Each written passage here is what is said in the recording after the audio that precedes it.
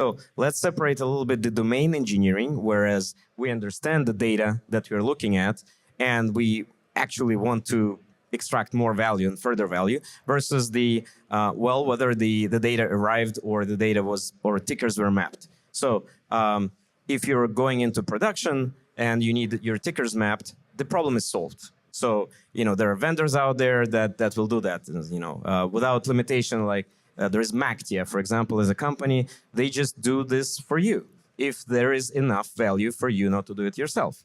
Or the building block of workflow orchestration is done. Solve problem.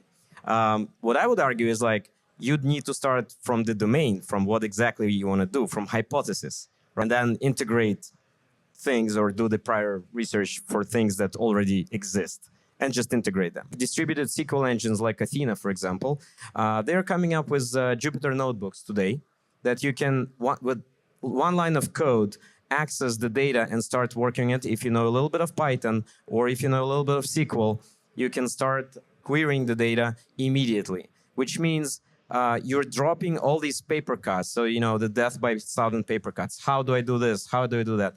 Today's ecosystem, either within AWS or technologies like Spark, it's a distributed data engine, right? Processing engine. Spark, with a little bit of understanding of what's the object storage, like S3, gets you up and running in days, not in weeks, not in months. And you can actually launch it, everything. You don't really need powerful computers. It's all abstracted away from you.